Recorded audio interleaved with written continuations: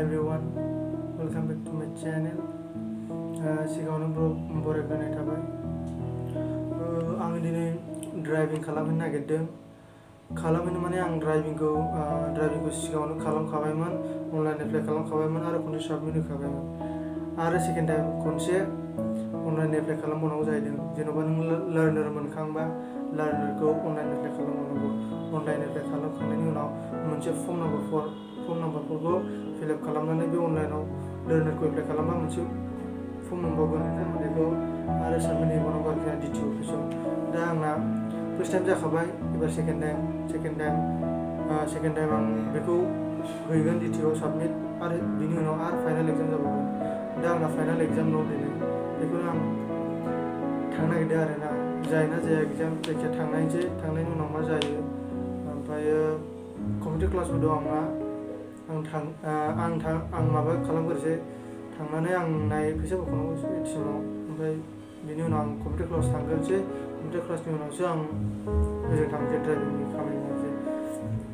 स' गाइस, नोंसोर अननानै नायबानो जाबाय आरो साबस्क्राइब खालामना हो। साबस्क्राइबानो गैथारा दाबो, खम बिराद, आरो नायानो माखासेयाथ', आरो नायबाबो लाइक खालामना होआ, साबस्क्राइब खालामना होआ, आरो नायबाबो ससेल' नायो। अननानै बेखायनो नायबानो जाबाय, साबस्क्राइब खालामना होलाबाय, जायखिजाया साबस्क्राइबल' खालाम। स' नायदो। आं बुंदोंमोन नालाय फर्म मोनो होननानै, लार्नार एप्लाइ खालामबा आरो मोनसे फर्म नाम्बार फर्म, नै लार्नारखौ अनलाइन एप्लाइ खालामबा नै बेखौ मोनगोन। लार्नार एप्लाइ खालामबा आरो फर्म नाम्बार 4आ नै बेयो, नैबे बेखौ फिल आप खालामनांगौ, दखाननिफ्राय लानांगौ, बेखौ दखाननिफ्राय। होमबानो जाबाय। हैनायनि उनाव एग्जाम जागोन ना मागोन आंबो मिथिया। खालामनो हागोन नोंसोरबो, फैसा थाङा बारा। आंना फार्स्टआवहाय 200ल' थांदों खोमा, 200 हाबैल' होनायाव। ओमफ्राय दिनै बेसेबां थांगोन मिथिया, दिनै 7 नङाबा 6फोर थांनो हागौ आरोना, बारा थाङा। आं थांनो ओंखारबाय।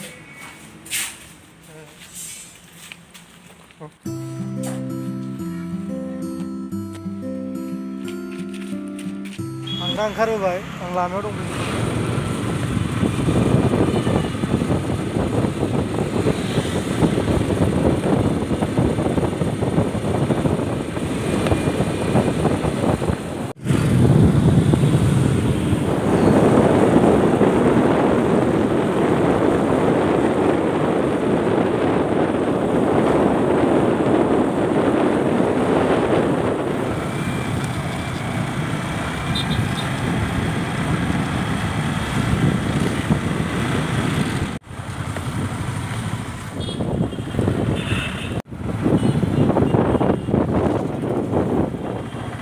बिराद मानसि दं बिथिं, लाइन थालाय नांगौ।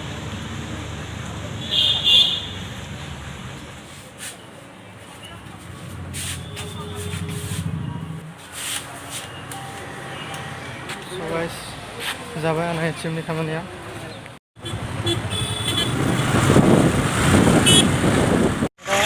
कम्पिउटार सेन्टार मोनफैबाय। बेनो जोंनि कम्पिउटार सेन्टारा। सोरबा लाफैबा लाफैनो हागोन। IT ग्ल'बाल ग्रुप, बिराद मोजां फोरोङो, मोनजोबगोन गासैबो कर्सखौनो।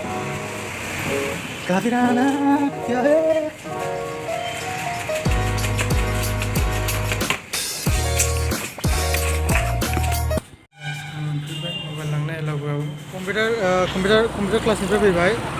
आं न'आव मोनसे फिसा बुस्थु बावलांदोंमोन, र' लायनि आं।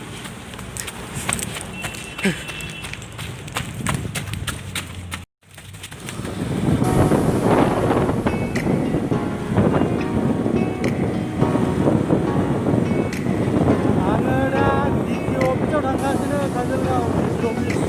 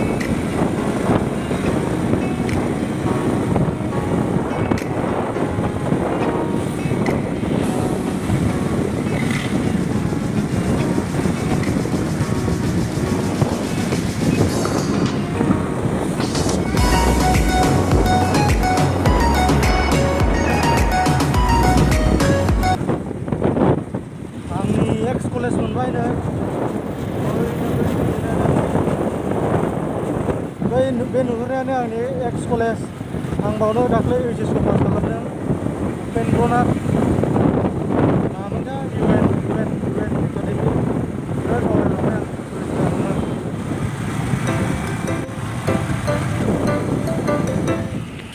नै बेनो जि गोजौ दंखायो नै government of Assam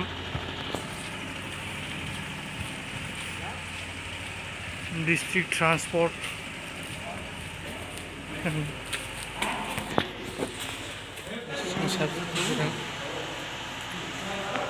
So guys, गैया आंना खामानियानो जायासै लाखियासैनो 1 weekनि उनफ्रावसो लिंहरबाय लाखिथ'वाखैसैनो माने साइन नांगौ नालाय MBBS ना माबायानो गैया जाहैदों आंथ' मिथिला आंनो खिन्थु ड्राइभिंखौ नांसिगौमोन ओमफ्राय जोंनि नांगौखौलाय इसोरलाय अहाय बुजिनो